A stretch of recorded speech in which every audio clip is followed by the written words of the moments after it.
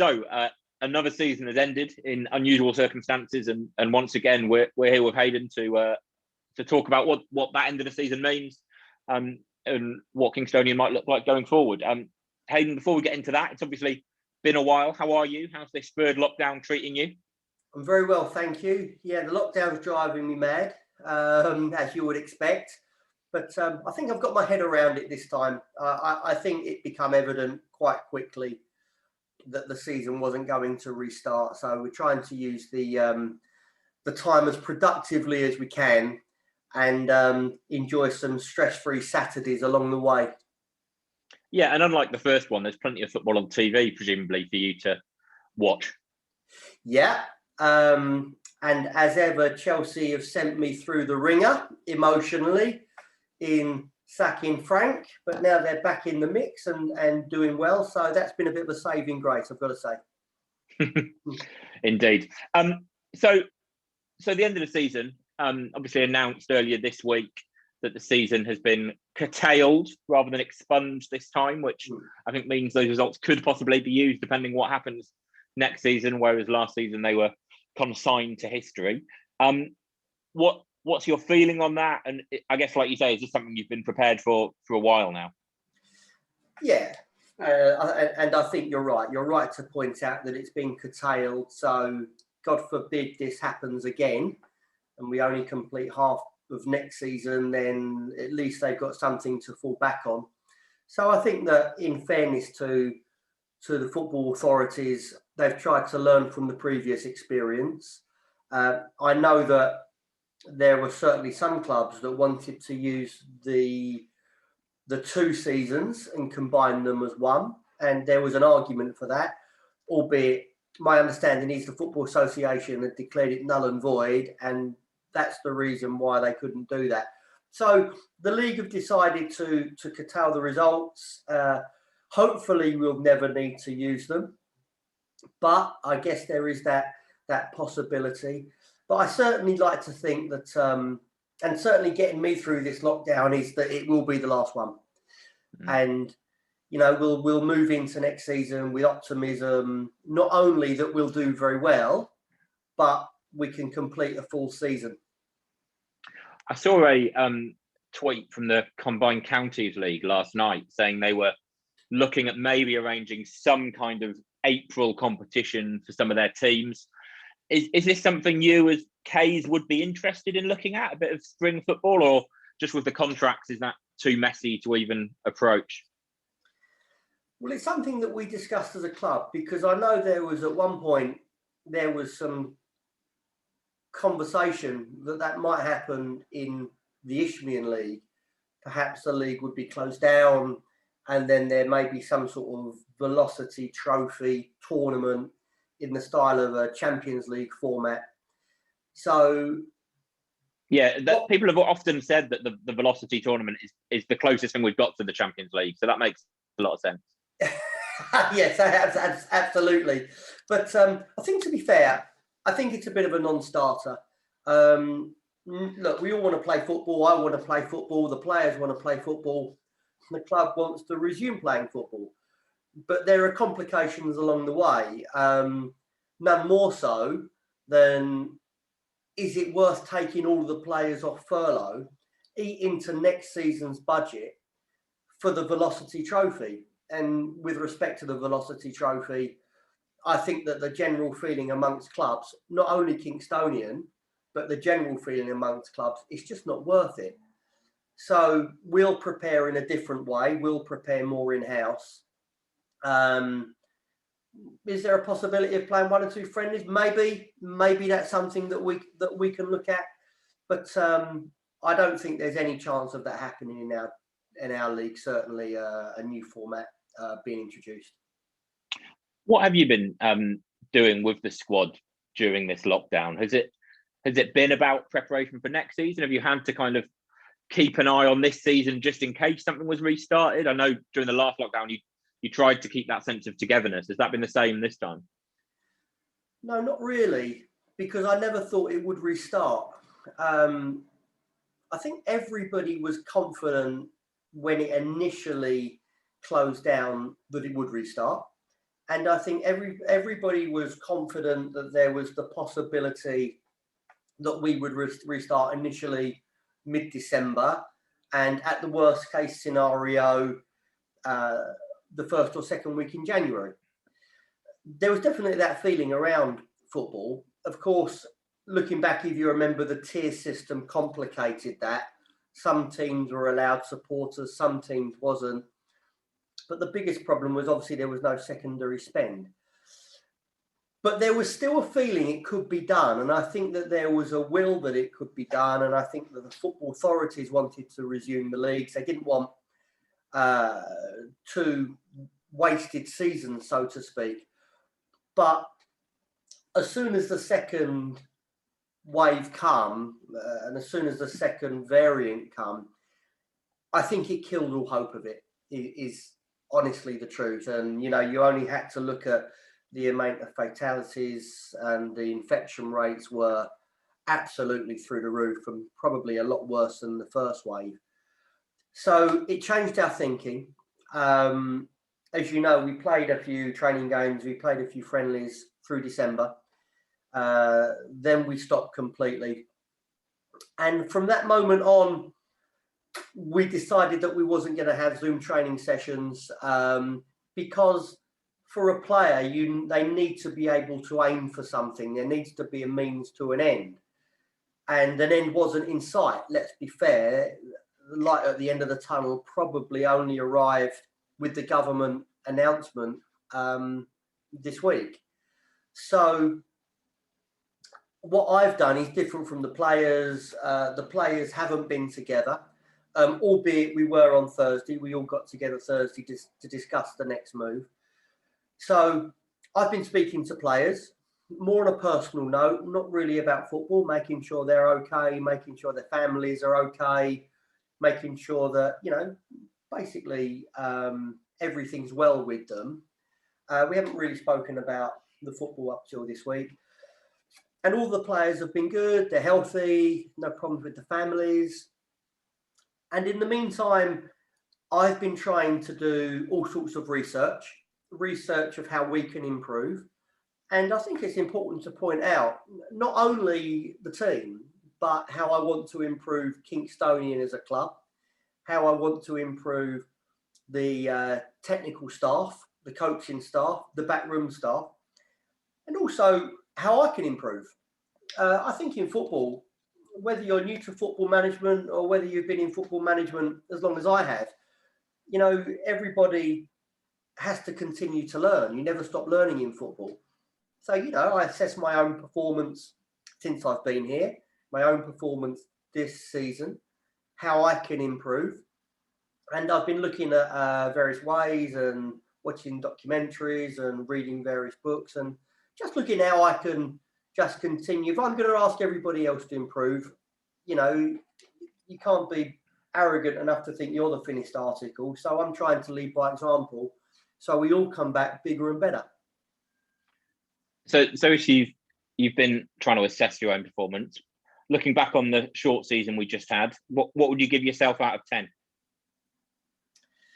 Well, I think I'd give myself 0 for the first week. I think it's fair to say. I think we'll probably give ourselves 6 or 7 out of 10, I guess. What was good was when we did finish against Haringey, we were an improving team.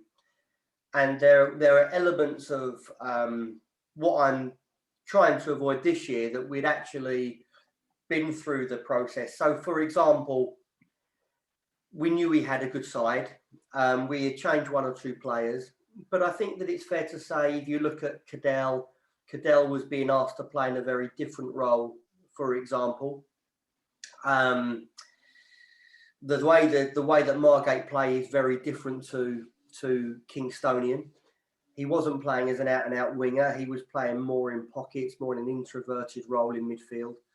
Tom Richards had, for 2 years, just played as a wing-back, and suddenly he was being asked to play very much higher and wider.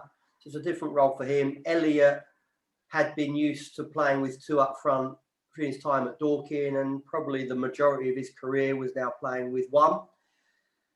And we had a couple of serious injuries. Obviously, Cookie was still recovering. Jake got a serious injury.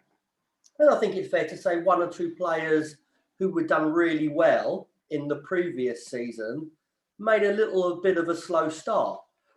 But we come through that process. I think that is the benefit of experience. I was calm pretty much throughout with the players. Cadell then was really getting to grips with his new job, as was Tom, which at times was helped by changing to 3-5-2. Elliot was getting better and better. Cookie and Jake were returning to fitness. And it's a real credit to the team, the players, that we ended the season, so to speak, after 9 games. We ended the season in the top 6, level points with Cray, who were 5th, and with a game in hand over the team that were in 2nd and 3rd. And I think we would have got into 3rd had we won the game in hand. So we were well positioned. My point is that to continue to improve, I don't want it next season to take 9 or 10 games for everybody to find their feet, so to speak. Because let's be fair, we don't play a stereotypical non-league way, and so it can take a little bit longer, and to win games is maybe a little bit harder. But it's my way, and it's our way, it's Kingstonian's way, and we're very proud of what we do. But that can't prevent us from hitting the ground running. And so I've looked at various ways in which we can fast track that next season and make sure from day one we're ready. Because one thing is really in the front of my mind, Jay, and that is in July, in the 14th of August, which is the first day of the season, it will be the start of my 3rd season with Kingstonian. But the reality is, in terms of games played, I've barely done 1 season's work with the players. So we've lost a year. So all of my research has been about how we can fast track Kingstonian to being exactly where I need to be come the end of the forthcoming season.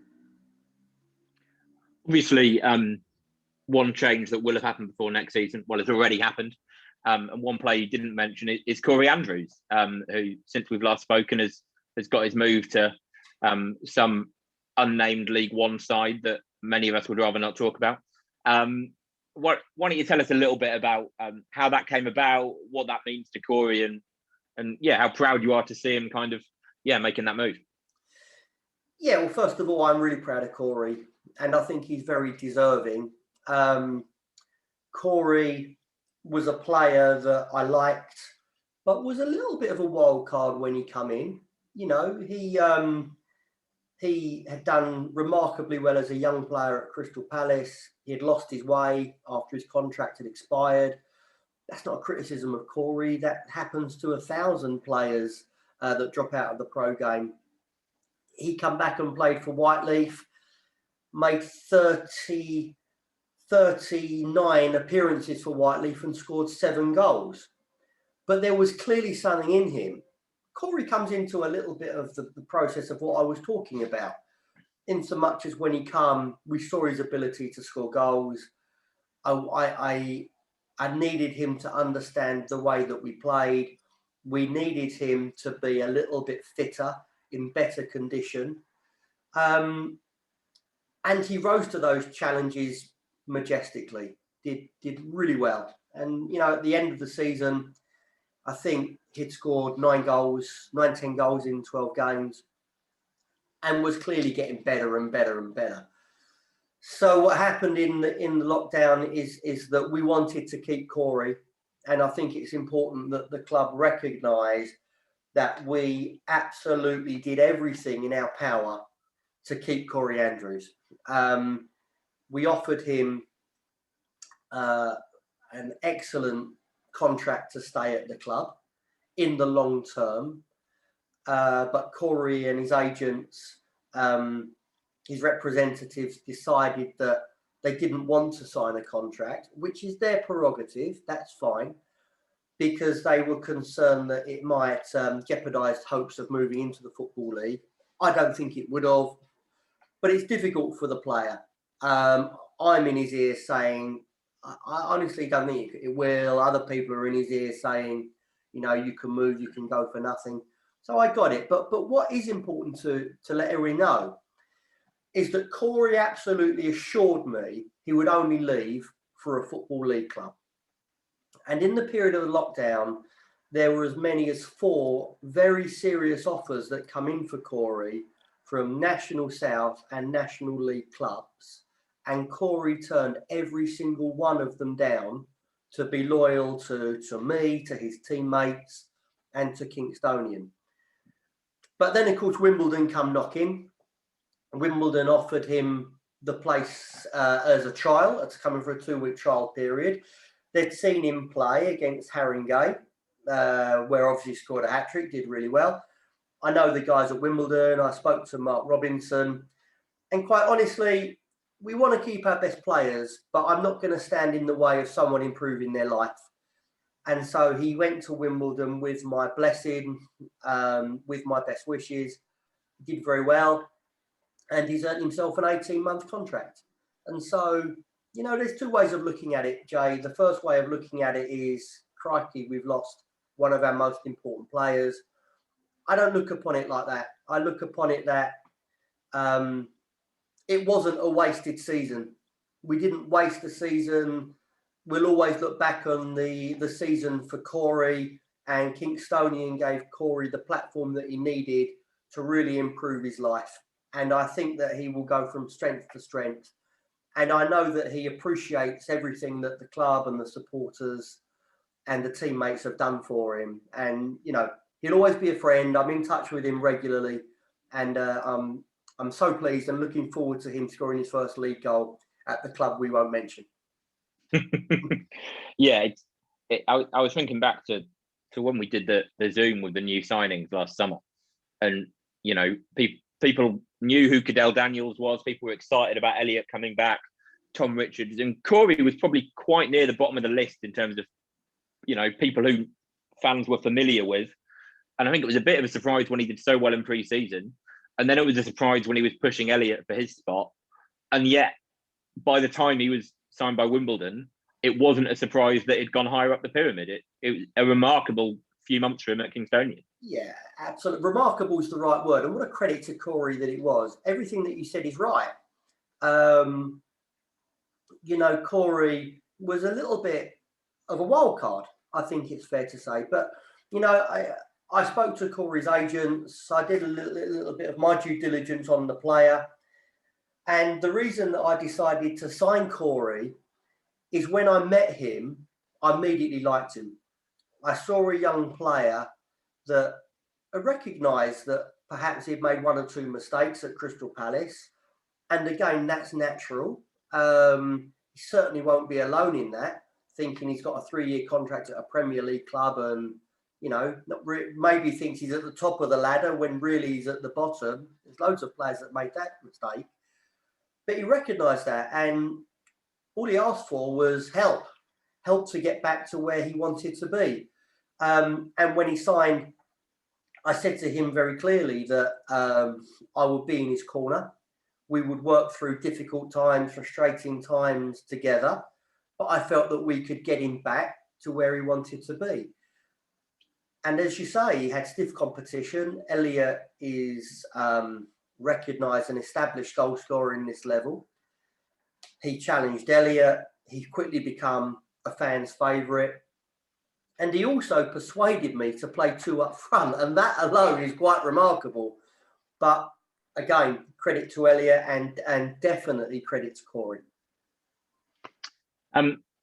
We've had 2 years with this team now. They're only about a season's worth of football. Obviously, it was, you know, a fairly settled side between the 2 years, and that's quite a similar side to the team you brought over from Merstham as well.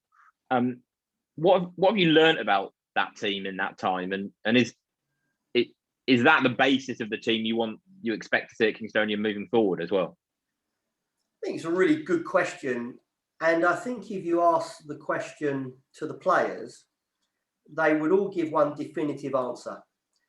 And that is playing for Kingstonian is completely different for playing for Merstham.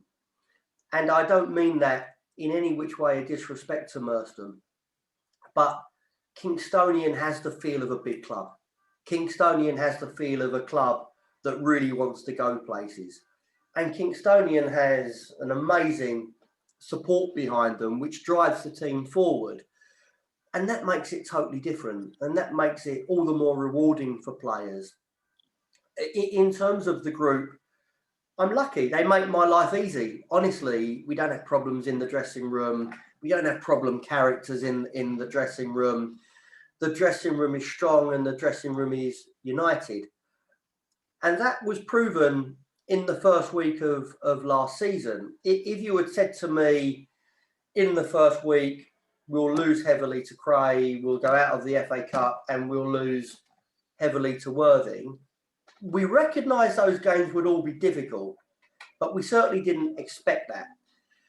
Now, in that situation, we showed the strength of Kingstonian. The first strength is that above me, they were completely relaxed because they know that a manager with a lack of experience starts to press panic buttons, dare I say, starts to change the players, starts to create a blame culture. And they knew I wouldn't do that. It was the first bump in the road, so to speak. And I warned people there would be bumps in the road. We hadn't had one before this. But they trusted me. I was very calm. And we just worked as a group. And, you know, we had people outside criticising us, not people in the club, not the supporters, but outside were, these people thought they were going to win the league. They're not as good as what they thought they were. It just made us stronger. We worked hard, and that is the power in the group. And I knew the group would come through. And I remember we lost 4-0 to Worthing. And I had a meeting with the players. And I said to the players that the responsibility is with me because I've signed everybody. I believe in everybody. And I'll take the pressure and shoulder the blame for everybody because I know that you'll come through for me. You will come through for me. We're going to achieve our objectives. And this will make us even better. I think that's an important message for players. They responded. And then if you recall, things, we beat Wingate and Finchley, we beat Merstham, we beat Hornchurch, and ended the season in really good condition. And that's a strength for everybody. That's not a board of directors who are in my ear saying, what the hell is going on? You know, we lose and the supporters are still singing everybody's name. That's very, very powerful for the team. And the group are together. And when we say about learning, I learned a lot in that period. And that period's not going to happen again. Because I think, to be honest, one thing I said to the players is, I know you're a good side, but we need to be a little bit more humble. No one ever thought when we went to Corie we would get that result. No one ever thought at Horsham and in Worthing we would get that result. And maybe a little bit of arrogance crept in.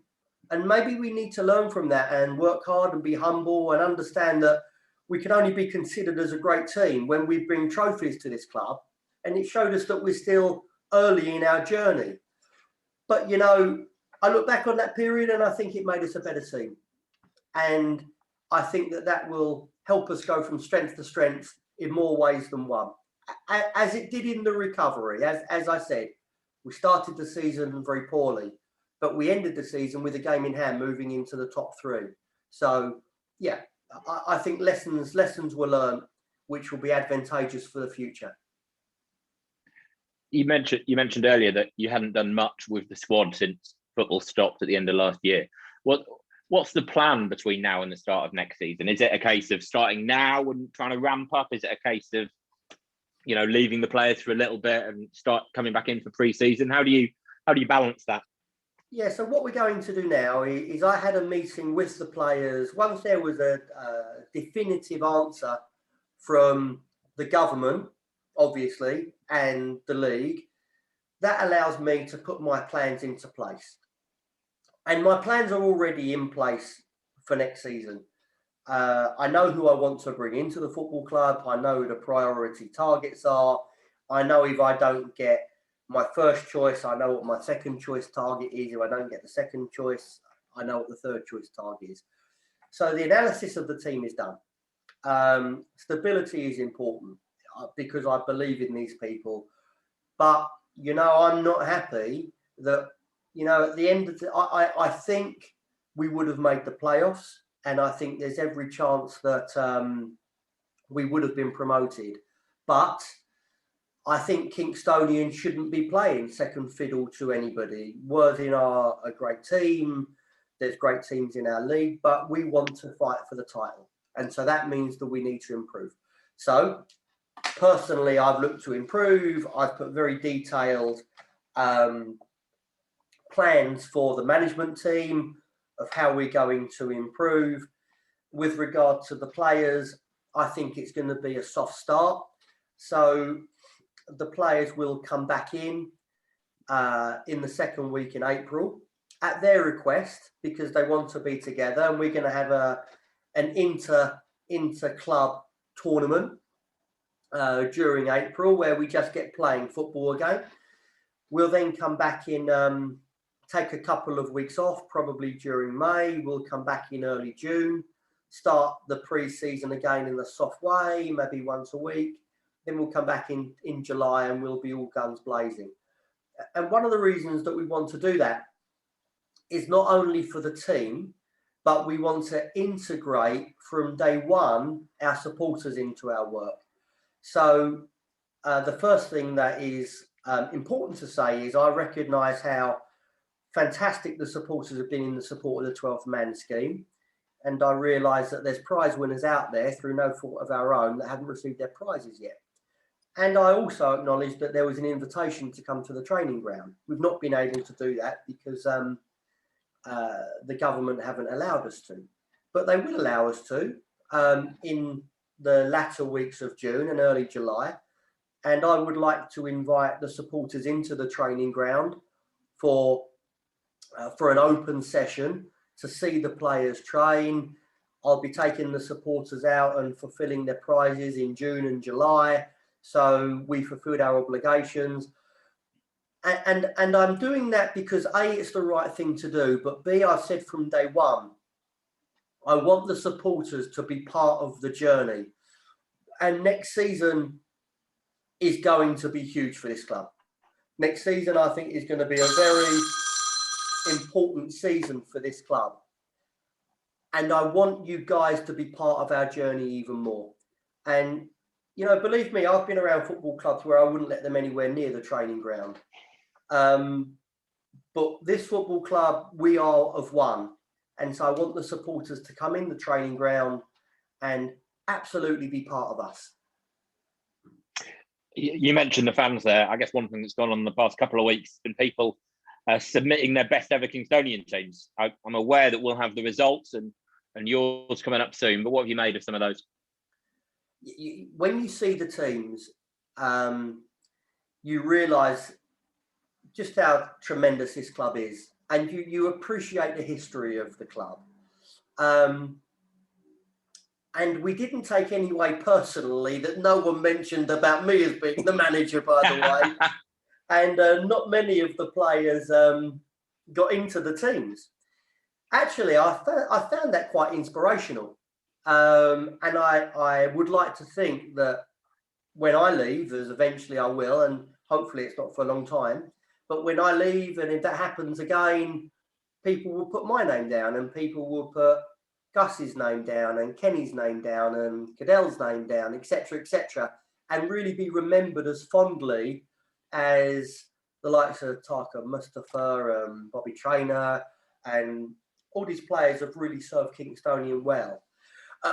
I've got to say, it's a bit of an impossible task for me. And I have to say, I'm going to cheat a little bit on this one, because when we speak about, I remember vaguely the likes of Patterson and Pitcher as amazing players. More recently, obviously, Lodgie's been put in a number of teams because there's a lot of affection towards Dean. I know him very well. But I'm going to have to cheat, and I'm going to have to speak to a few people, whether it be Mark, John, people around the board, so that have been around Kingstonian longer than me and know the players better than I, before we come up with a winner.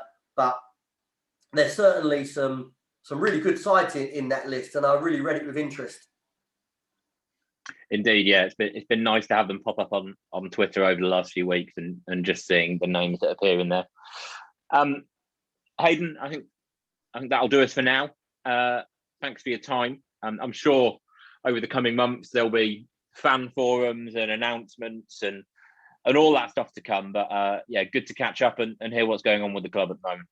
No, thanks. I really appreciate the time, and we do want to reach out to people because I think when we've been away as long as we have, it's easy to disengage with the supporters, and you guys are used to doing other things on a Saturday, so we really want to build it up again. So I think that you'll see in the coming weeks and months, social media will be really active. I'd like whenever we sign a player, we can do the interview. We'll do the interviews with the players. We'll open it up to the supporters. We'll invite. We're going to invite Kingstonian TV, which is something that's definitely going to start next season, into the training ground.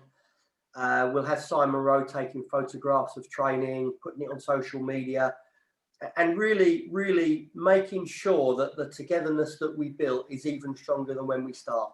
So, look, what I would say is this. It's been a really frustrating time.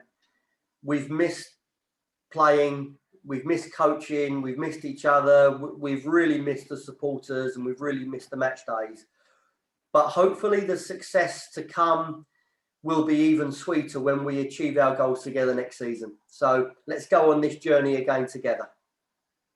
Great. Well, Hayden, stay safe. We'll see you soon. Thank you. See you soon.